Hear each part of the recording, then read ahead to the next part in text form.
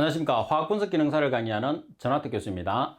자, 오늘은 여러분들과 제13회 실전 모의고사 문제 풀이를 하도록 하겠습니다. 여러분들이 지금 보고 계시는 실전 모의고사는 실제 관연도 출제 문제입니다. 그러니까 여러분들이 제가 설명하는 내용을 기준해서 공부를 많이 하셔야 돼요. 자, 문제 1번. 어떤 용액의 전도도를 측정하였더니 0.5 옴 마이너스, 이걸 옴이라고 불렸는데 마이너스 1승이라고 표기되면 분모에 표기된 값과 동일합니다. 자, 이 용액의 저항은 얼마인가? 이렇게 문제가 나와 있어요. 자, 그러면 문제 조건에서 전도도와 저항 두 가지 조건이 나와 있죠. 그러면 전도도와 저항이 어떤 관계가 있는지를 우리가 나타내시면 돼요. 전도도와 저항은 역수 관계입니다. 따라서 지금 문제 조건에서는 저항을 묻기 때문에 전도도를 역수 취해주면 되겠죠. 전도도와 저항은 역수관계. 그러면 전도도가 지금 0.5라는 값이 나와 있어요. 그래서 0.5에 역수를 취하게 되면 2옴이라는 값이 나오겠죠. 따라서 간단한 시계를 이용해서 우리가 맞출 수 있는 문제가 1번입니다. 그리고 문제 2번에 보시게 되면 오르자트 장치는 어떤 물질의 분석에 사용되는 장치인가? 이렇게 나와 있어요. 자, 오르자트 장치 같은 경우에서는 흡수법입니다. 다시 말해서 기체를 용액을 이용해서 흡수를 시켜서 농도를 분석하는 건데 가장 대표적으로 분석할 수 있는 물질이 CO2, O2, CO라는 물질, 다시 말해서 기체 물질을 분석할 수 있는 장치가 됩니다. 가번이 정답이 됩니다. 자, 그리고 3번에 보면 전이차 적정의 원리, 네른스트식에서 N이 의미하는 것은, 여기서는 여러분들 N만 기억하시면 안 돼요. 공식이 나와 있을 때 E와 E0 그리고 N 전체의 의미를 알고 있어야 되겠죠.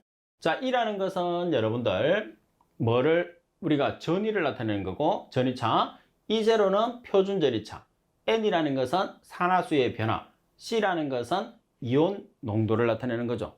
그래서 주로 이제 여러분들 시험에서는 N이라는 값이 주로 나오니까 N을 정확하게 기억을 해 놓으셔야 돼요. 따라서 산화수 변화가 되는 거죠. 자, 표준 전이차는 E0라는 게 E0.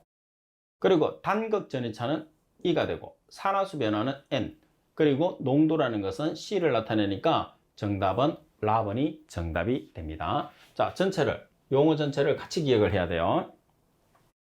자, 그리고 4번 선관계, 다른 말로 편관계라고 하죠. 선관계에 광원으로 주로 사용되는 물질은 어떤 것이냐 그랬어요. 광원으로는 주로 나트륨 전기램프를 주로 씁니다. 답은이 정답. 자, 이런 내용도 마찬가지. 선관계의 램프는 나트륨 전기램프, 이런 식으로 기억을 하는 수밖에 없어요. 답은이 정답. 그리고 5번에 보시게 되면 20도씨에서 글리세린의 점도를 측정하였더니 2300 CP, CP를 우리가 센티포이즈라고 하죠. 그리고 P를 포이즈라고 합니다. 동점도로는 약 몇 스토크, 여기서 스토크 단위라는 것은 제곱센치 퍼 세크를 의미합니다. 글리세린의 밀도는 1.6g per cm의 삼성이라고 되어 있어요. 자, 그러면 자, 먼저 동점도의 여러분들 식을 보시게 되면 동점도를 나타내는 식은 점도에서 밀도를 나눠주시면 돼요. 그러면 지금 여러분들 밀도가 얼마냐면 1.6g per cm의 삼성이에요. 자, 그리고 2300cm포이즈라고 그랬으니까 2300 곱하기 10의 마이너스 3성 포이즈, 포이즈가 그램 퍼 센치세크거든요. 자, 따라서 여러분들이 계산을 하시게 되면 얼마가 나오느냐면 14.38이 나오게 되죠. 자, 14.38 제곱센치 퍼 세크. 자, 여기서 제곱센치 퍼 세크가 스토크 단위가 되는 거죠. 그래서 정답은 14.38이 정답이 되는 거죠. 그럼 이 문제를 풀기 위해서는 단위의 개념을 여러분들이 좀 인식을 할 필요가 있어요. 먼저 센티포이즈와 포이즈의 관계인데 CP라는 것은 센티포이즈라고 했습니다. 그러면 센티포이즈를 포이즈라는 값이 P가 되잖아요. 포이즈로 바꾸기 위해서는 센티가 10의 마이너스 2승의 값을 가지니까 센티포이즈 곱하기 10의 마이너스 2승을 하면 포이즈가 되죠. 자, 그리고 포이즈가 나타내는 단위는 그램 퍼 센치세크. 그래서 팁에 있는 단위를 여러분들이 숙지를 하시고, 그리고 제일 중요한 것은 뭐냐면 동점도를 나타내는 공식을 아는 게 중요하죠. 점성계수 나누기 밀도. 점성계수라는 게 점도입니다. 점도. 그리고 6번 문제를 보시게 되면 가스 분석에서 분석 성분과 흡수제가 알맞게 연결된 것을 찾으시오 그랬어요. 자, 먼저 CO2는 발연 황산, CO는 50% KOH 용해, H2는 암모니아성 CU2CL2 용해, O2는 알칼리성 피로칼을 용해. 일반적으로 가스 분석에서 흡수제로 쓰는데 분석 대상 물질이 CO2, O2, CO거든요. 자, 그러면 CO2의 여러분들 흡수액을 보면 30% KOH 용해, 그리고 CO는 암모니아성 염화제일동 용해, O2는 알칼리성 피로칼을 용액이죠. 그래서 이 세 가지를 기억을 해 주셔야 되고, 자, 바르게 설명되어 있는 것은 산소죠. O2는 알칼리성 피로칼을 용액이 되니까 라번이 정답이 되는 거예요. 그리고 7번에 보시면 다음 중에서 가장 에너지가 큰 것은 에너지가 가장 큰 것을 찾는다고 그래요. 그럼 여러분들은 파장을 여러분들이 기억을 해야 됩니다. 따라서 흡수 파장의 값을 한번 살펴보겠습니다. 흡수 파장을 봤을 때, 자, X선은 0에서 200, 자외선은 200에서 400, 가시광선은 400에서 800, 적외선은 800에서 10의 5성, 마이크로파는 10의 5성 이상이 되겠죠? 그러면 흡수 파장의 크기와 에너지의 크기는 반대 관계가 있다고 그랬어요. 그래서 에너지의 크기가 가장 작은 것을 찾으시오 그러면 여기서는 적외선이 되는 거죠. 가장 큰 것을 찾으시오 그러면 X선이죠. 왜? 흡수 파장과 에너지의 크기는 주파수, 에너지의 크기는 서로 반대라고 그랬으니까 꼭 기억하세요. 그래서 에너지가 가장 큰 것은 X선이 정답입니다. 그러면 여기서 에너지가 가장 작은 것을 찾으시오 이렇게 문제가 나오면 뭐죠? 에너지가 가장 작은 것은 적외선입니다. 그래서 여러분들 흡수 파장의 값을 이용해서 주파수 또는 에너지의 값을 같이 기억할 수 있어야 된다는 거 꼭 유념을 해 두셔야 됩니다. 그리고 8번, 일반적으로 화학실험에서 발생되는 폭발사고의 유형으로 틀린 것은 폭발사고입니다. 자, 가번, 조절 불가능한 발열 반응. 그리고 다시 말해서 폭발 유형은 우리가 불가항력적인 사고라고 생각하시면 됩니다. 이산화탄소 노출에 의한 폭발. 자, 여기서는 여러분들 신경을 써야 되는 게 뭐냐면 폭발이라는 거와 그리고 여러분들 화재가 난다는 것은 가연 성분에 의해서 일어나는 거거든요. 가연 성분이 아니면 발화가 일어날 수 없죠. 발화가 안 일어나면 폭발이라는 자체가 일어날 수 없어요. 그래서 이산화탄소라는 물질이 CO2거든요. CO2. 그래서 CO2는 불연성 물질이기 때문에 폭발과는 관계가 없어요. 그리고 답은 불안전한 화합물의 가열이나 건조, 정류 등에 의한 폭발, 에테르 용액 정류 시에 남아있는 과산화물에 의한 폭발. 따라서 나번이 정답. 그리고 9번 문제를 보시게 되면 분광광도계의 흑광도가 0.3입니다. 흑광도 A가 되겠죠. 시료의 몰 흑광계수가 0.02 리터 per 몰 K, 광도의 길이가 1.2cm, 농도를 계산하시오 그랬어요. 그러면 분광광도계에서 여러분들이 흑광도 A라는 것은 입실로 C, L 꼭 기억해야 됩니다. 그러면 흑광도가 0.3이에요. 그리고 몰 흑광계수가 0.02 리터 per 몰 cm. 자, 그리고 농도를 계산하라고 그러죠. 그리고 길이가 얼마냐 하면 1.2cm. 따라서 C에 대한 식으로 정리를 해서 계산하면 12.5몰이 되겠죠. 따라서 C는 12.5몰이라는 값이 나오게 되죠. 그러면 정답은 답은이죠. 자, 여기서 주의할 게 있어요. 뭐가 있느냐 하면 광도의 길이 단위를 잘 봐야 됩니다. 광도의 길이 단위와 몰 흑광계수의 길이 단위를 일치를 시켜야 됩니다. 그래서 몰 흑광계수의 단위가 항상 고정이 되어 있으니까 광도의 길이는 또는 두께로 나오죠. L이. 그래서 센티미터나 미리 중에서 한 개가 나오니까 미리로 나오면 센티미터로 전환을 해서 여러분들이 대입을 해야 된다는 걸 꼭 기억을 해야 돼요. 자, 그 다음에 분광광도가 나오면 램비어트 비해의 법칙이 나오죠. 따라서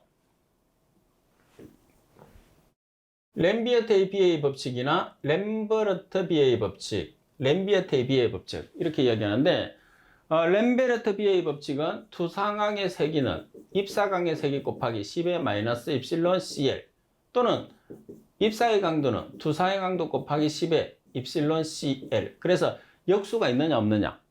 자, 그 다음 두 번째는 흑광도 A라는 것은 로그 투가도분의 1. 자, 여기서 투가도라는 것은 입사강의 강도분의 투사강의 강도. 강도가 3개하고 동일한 말입니다. 그래서 이렇게 표시를 할 수가 있는 거죠. 따라서 결론적으로 여러분들이 나타냈을 때는 로그 투가도분의 1은 입실론 CL로 우리가 나타내서 사용할 수가 있습니다.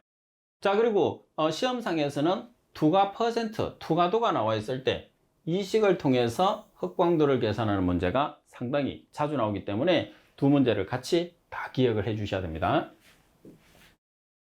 그리고 10번 문제를 보시게 되면 휘스턴 브릿지의 원리를 이용해서 측정 가능한 것은 뭐냐고 그랬어요.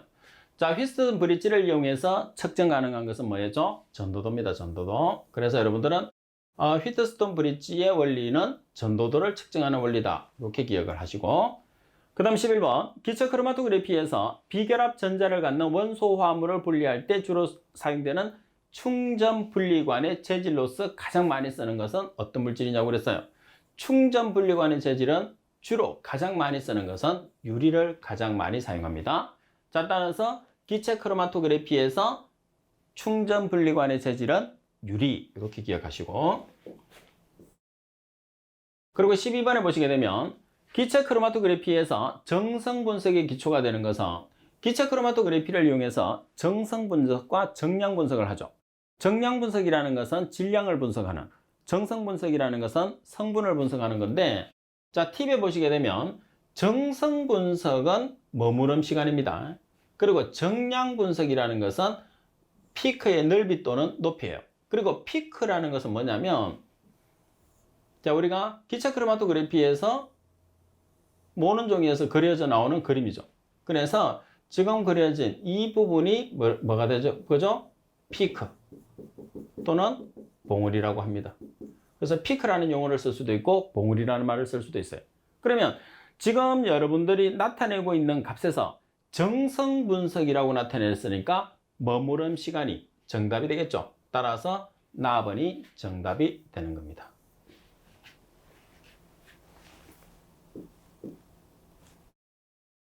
그리고 13번에 보시면 흡수분광법에서 정량 분석의 기본이 되는 법칙은 정량 분석의 기본이 된다고 그랬어요. 자, 여기서는 흡수분광법입니다. 그러면 조금 전에도 제가 설명했던 것처럼 흡수분광법에서는 람베르트 비에의 법칙이 가장 기본이죠. 그래서 그 람베르트 비에의 법칙에서 투가도가 나와 있을 때 흑광도, 입실론 CL이 나와 있을 때 흑광도 구하는 식이 같이 나오게 됩니다. 따라서 가장 기본이 되는 법칙은 람베르트 비어 또는 램비어트 비어의 법칙이라고 합니다. 가번이 정답. 그리고 14번 문제를 보시게 되면 산염기 적정에 전이차 적정을 이용할 수 있다. 다음 내용 중에서 틀린 것은 가번의 지시 전극으로는 유리 전극을 사용한다. 나번에 측정되는 전이는 용액의 수소이온 농도에 비례한다.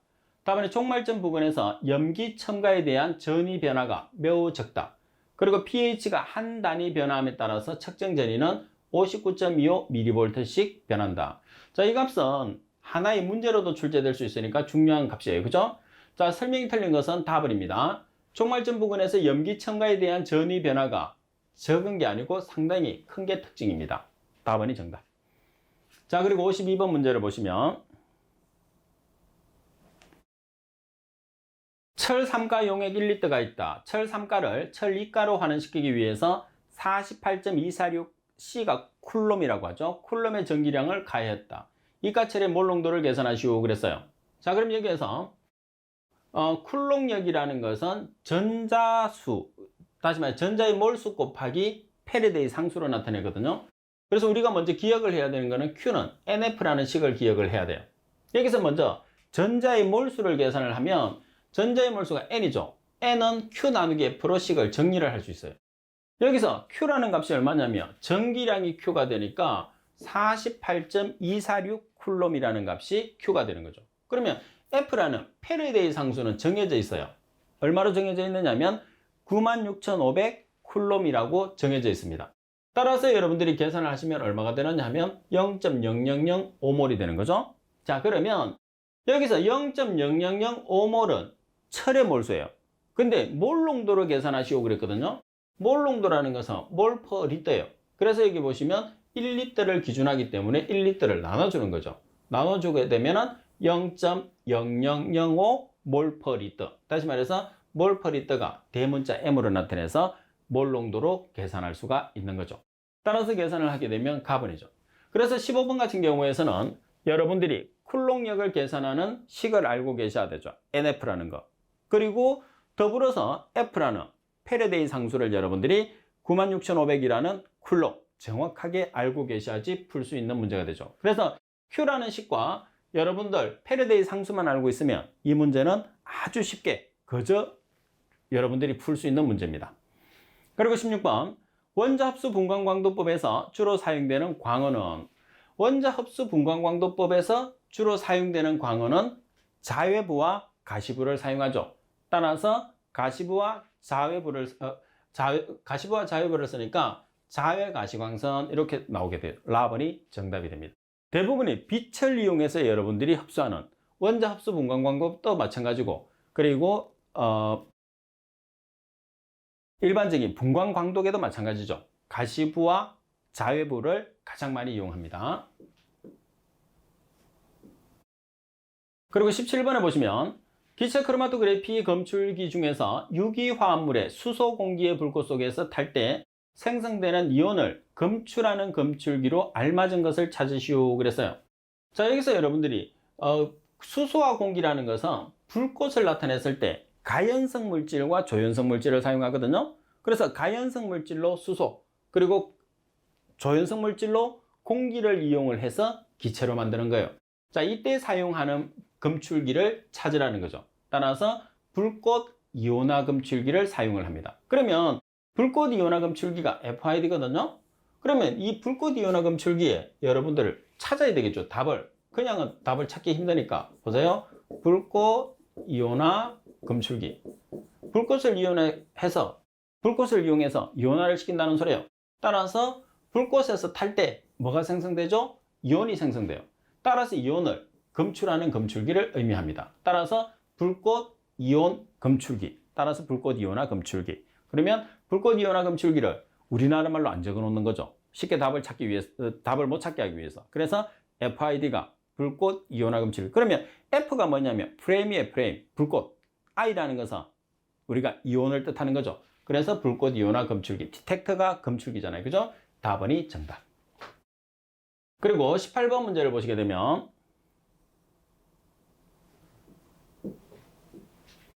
적외선 흡수 분광법에서 고체 시료를 제조하는 가장 일반적인 방법으로 알맞은 것을 찾으시오 그랬어요. 자, 고체 시료를 제조하는 가장 일반적인 방법은 펠렛을 만들어서 측정하는 거죠. 따라서 KB와 펠렛을 만들어서 측정하는 방법. 이 문제도 여러분들이 문제와 답을 바로 연관지어서 알고 계세요. 그리고 19번 산염기의 농도 분석을 전위차법을 했을 때 사용되는 전극으로 알맞은 것을 찾으시오 그랬어요. 이 문제도 자주 나옵니다. 포화 칼로멜 전극과 유리 전극을 사용을 하죠. 라번이 정답. 이 문제도 중요한 문제입니다. 자주 나오면 중요한 문제예요. 왜? 자주 나온다는 소리는 여러분들 시험에서도 출제가 될 수 있다는 소리입니다. 전기 사용에 대한 내용으로서 틀린 것은 가번에 전기기기는 손을 건조시킨 후에 만진다. 습한 상태에서는 감전이 될 수 있어요. 다음에 전선을 연결할 때는 전원을 차단하고 작업한다. 다음에 전기기기는 접지를 하여 사용해서는 안 돼. 접지를 해야지 화재 위험성을 방지할 수 있습니다. 따라서 접지를 반드시 해야 됩니다. 그리고 전기 화재가 발생했을 때는 전원을 먼저 차단하는 게 가장 중요하죠. 따라서 답번이 정답.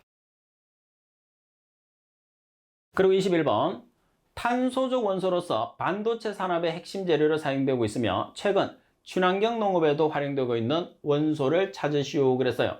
자, 여기서 가장 핵심은 뭐냐면 반도체 산업의 핵심 재료. 반도체 산업의 핵심 재료는 게르마늄. 나번이 정답. 그래서 이렇게 매치를 시켜서요. 반도체 산업의 핵심 재료로 사용되는 것은 게르마늄이다. 그리고 팁에 보시게 되면 산소족, 질소족, 탄소족, 할로겐족이 있는데 참고만 하시고 외울 필요는 없습니다. 여러분들이 문제에서 답을 찾는 게 중요한 거지 내용을 많이 외운다고 해서 답을 찾을 수 있는 건 아니에요. 그리고 22번 다음 중에서 모든 화학 변화가 일어났을 때 항상 따르는 현상으로 가장 알맞은 것을 찾으시오 그랬어요. 그러면 항상 동반이 되는 게 뭐죠? 에너지죠, 에너지. 그래서 고체에서 액체로, 액체에서 기체로, 기체에서 액체로 이런 것들은 전부 다 에너지가 수반이 되는 현상에서 발생하는 거죠. 따라서 에너지의 변화가 정답이 됩니다. 그리고 23번 문제를 보시게 되면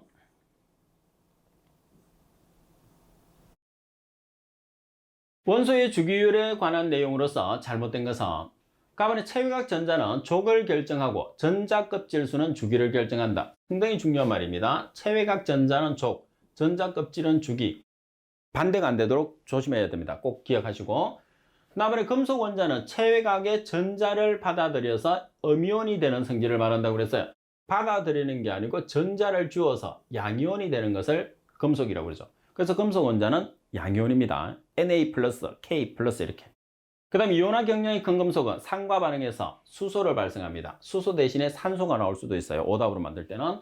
그리고 같은 쪽에서 원자 번호가 클수록 금속성이 증가하게 된다. 그죠? 감소로 나올 수 있어요. 그래서 지금 정답은 나번인데 23번의 보기는 어떤 보기든지 답으로 나올 수 있는 내용이기 때문에 보기 자체를 정확하게 기억을 해 주셔야 됩니다. 상당히 중요해요. 그리고 24번 원자 번호가 18번인 아르곤의 질량수가 25일 때 중성자 수는 여러분들 여기에서 중성자 수를 계산을 하는데 가장 큰 값이 뭐죠? 질량수예요. 그래서 질량수에서 원자 번호가 뭐예요? 양성자수 또는 전자수. 자, 따라서 질량수가 25라고 되어 있어요. 그러면 25 마이너스 18을 하게 되면 7이 나오죠. 이 7이 뭐가 되는 거죠? 중성자수가 되는 거예요. 자, 여기서 여러분들 팁에 보시게 되면 3번과 4번은 여기 2번과 3번은 반드시 알고 있어야 됩니다. 자, 2번에 보시게 되면 원자 번호는 양성자수, 전자수와 동일합니다. 반면에 질량수는 양성자수 플러스 중성자수라는 거죠. 그래서 여러분들이 전자수, 양성자수, 원자 번호. 그래서 상관관계에서 계산하는 게 그냥 답을 찾으면 되죠. 같은 물질이니까. 반면에 가장 큰 값을 나타내는 것은 질량수. 그래서 원자 번호나 양성자수나 전자수와 중성자수를 주고 질량수를 계산하라는 문제. 지금처럼 반대로 중성자수를 계산하는 문제가 상당히 자주 나옵니다. 그래서 24번의 핵심은 여러분들이 지금 팁에 나와 있는 2번, 3번을 얼마만큼 숙지를 하고 있느냐에 따라서 정답을 찾아낼 수가 있는 거죠. 중요합니다. 그리고 25번에 보시게 되면 다음 중에서 같은 족 원소로만 나열된 것은, 같은 족이라는 것은 여러분들 체외각 전자가 동일하다고 생각을 해주시면 됩니다. 그래서 같은 족을 가지고 있는 것은 F는 마이너스일까, Cl 마이너스일까, Bl 마이너스일까죠. 할로겐 족의 가장 대표적인 물질입니다. 자, 리튬은 플러스 1, H 플러스 1, 마그네슘 2 플러스, O는 2 마이너스. 그죠? 그리고 N이라는 물질은 1 마이너스, 그리고 P라는 물질은 3 마이너스가 되겠죠? 그리고 칼슘은 2 플러스, K 플러스. 자, 그래서 여러분들이 값을 나타냈을 때 동일한 족을 나타내는 것은 카본밖에 없습니다. 그리고 여러분들이 F, Cr, Br, I 이런 것들 자주 보죠. 할로겐 물질이다. 같은 족에 있다. 그럼 답을 자동적으로 찾을 수 있어야 됩니다. 이 정도는. 그 다음에 26번 문제를 보시게 되면 두 원자 사이에서 극성 공유 결합한 것으로 구조가 대칭이므로 비극성 분자인 것을 찾으시오 그랬어요. 자, 여기서 비극성이라는 것은 일단은 물에 녹을까요, 녹지 않을까요? 물에 녹지 않습니다. 자, 그리고 대칭이라고 그랬어요. 물에 녹지 않으면서 대칭이 되려고 그러면 탄소 주위에 2개가 있든지 4개가 있어야 되겠죠. 그래서 대칭 구조라는 것은 탄소 주위에 지금 Cl이 4개가 존재하고 있으니까 사면체 구조, 대칭 구조를 가지면서 물에 녹지 않는 것은 카본, CCl4, 사염화탄소가 정답이 됩니다. 그리고 27번 다음 할로겐화 수소 중에서 산성의 세기가 가장 강한 물질은 어느 것인가, 이렇게 문제가 나왔어요. 그래서 산성의 세기가 가장 강한 물질은 같은 족에서, 지금 보시면 할로겐화 수소니까 할로겐 족에서 원자 번호가 증가하면 증가할수록 산성의 세기가 강합니다. 따라서 가장 강한 것은 요오드와 수소죠. 반면에 가장 약한 것은 HF. 그래서 여기서는 산성의 세기를 묻고자 하는 거죠. 그래서 산성의 세기가 가장 강한 것은 분자량이 큰 거, 원자량이 큰 거, 원자 번호가, 그리고 산성의 세기가 가장 약한 것은 원자 번호가 가장 작은 물질. 그래서 가장 큰 물질, 가장 작은 물질 비교하십시오. 자, 그리고 28번 문제를 보시게 되면 다음 중에서 양쪽성 산화물에 해당하는 것은, 자, 양쪽성 물질을 찾으라고 하면 여러분들 시험에서는 주로 알루미늄이 나오니까 알루미늄을 포인트를 찾으시면 돼요. 양쪽성 산화물은 알루미늄이라는 거. 그래서 4번이 정답. 그럼 참고적으로 양쪽성 물질을 가지고 있는 것은 알루미늄, 아연, 납, 주석 이런 식으로 여러 가지 물질이 있어요. 여러 가지 물질이 있지만은 여러분들 시험상에서는 주로 가장 많이 쓰는 게 알루미늄이기 때문에 알루미늄 위주로 나온다는 것을 꼭 기억을 하도록 하세요. 그리고 참고적으로 같이 4가지를 기억을 해 놓는 것도 좋습니다. 그리고 29번 다음 중에서 1차 알코올로 분류되는 것은, 자, CH3를 기준으로 했을 때 1개가 있으면 1차, 2개가 붙어 있으면 2차, 3개가 붙어 있으면 3차거든요. 그래서 여러분들이 지금 보시면 CH3가 3개가 있으니까 3차예요. 3차 알코올. 그리고 지금 조건 자체 내에서 CH3가 2개가 있으니까 얘는 2차입니다. 그리고 얘는 아니죠. 그 다음에 C2H5는 에틸알코올, 그리고 CH3OH는 메틸알코올. 이 물질들은 CH3가 1개가 존재하거든요. 그래서 1차 알코올이라고 합니다. 라버는 알코올의 종류가 아닙니다. 답번이 정답. 그리고 30번에 보시게 되면 다음 중에서 황산 제이수원을 촉매로 아세틸렌을 물과 부가시켰을 때 주로 얻을 수 있는 물질은, 자, 여기서 아세틸렌이 C2H2를 아세틸렌이라고 그래요. 그러면 여기에서 여러분들 물을 반응을 시켰어요. 그러면 C2H2와 물이라는 H2O를 반응을 시켰어요. 뭐를 촉매로 써서? 황산 제이수원을 촉매로 써서. 자, 그럼 뭐가 만들어지죠? CH3CHO. 다시 말해서 아세트알데히드가 생성되는 거죠. 따라서 아세트알데히드가 정답이 됩니다. 그래서 아세틸렌이라는 화학식만 여러분들이 알고 있으면 거기다가 물을 넣어서 각각의 물질을 하나씩 만들어주는 것보다는 지금 이 자체로서 문제를 풀어보시면 됩니다. 대부분의 중간 생성물의 마지막 생성물은 알데하이드 아니면 아세트산이 형성되는 게 일반적인 경우입니다. 자, 그리고 31번 문제를 보시게 되면 공유결합 분자의 기하학적인 모양을 예측할 수 있는 판단의 근거가 되는 것은 무엇인가 그랬어요. 자, 여기서 우리가 문제 조건 자체는 공유결합이라는 게 중요하단 말이야. 그래서 공유결합에서 기하학적 모양을 판단할 수 있는, 그러니까 공유결합에서 모양을 판단할 수 있는 것은, 공유결합이라는 것은 중요한 게 뭐냐면 전자쌍이죠. 전자쌍. 그래서 전자쌍 반발의 원리가 근거가 된다, 이렇게 보시면 됩니다. 따라서 정답은 라번이 정답이 되는 거죠. 그래서 항상 모든 내용을 봤을 때 제가 말씀드리는 것 중에 중요한 게 뭐냐면 문제와 답을 연관시킬 수 있는 내용들은 용어 자체에서 그런 경우가 상당히 많아요. 그래서 용어 자체를 정확하게 이해를 해서 답을 여러분들이 좀 쉽게 찾을 수 있는 그런 경우가 31번도 마찬가지죠. 그래서 공유결합이라는 것은 주고받는 결합이죠. 그래서 전자쌍에 해당하는 전자쌍을 가지고 결합하는 게 공유결합이 되니까 전자쌍 반발의 원리가 공유결합을 했을 때 모양을 나타내는 근거가 된다. 이런 식으로 우리가 판단을 할 수가 있는 거죠. 자, 여러분들 지금 항상 수업에 집중을 하고 계시고, 그 다음에 수업은 여러분들 말씀드린 것처럼 건성으로 여러분들이 수업을 듣게 되면 실제로 들으나 마나요. 머리에 남는 게 없죠. 그래서 집중을 해서 들어도 한 번만에 이해가 힘들기 때문에 2번에서 3번 정도 여러분들이 반복을 하시고, 그런 다음에 지금 제가 수업하는 것처럼 한 번 듣고 복습을 하고, 아니면 그냥 계속적으로 반복 학습을 하시면서 여러분들이 공부를 하시면 아주 효과적이죠. 왜 자꾸 들으라고 하느냐면 전체적인 화학 분석 기능사에 대한 문제의 패턴을 읽을 줄 알아야 돼요.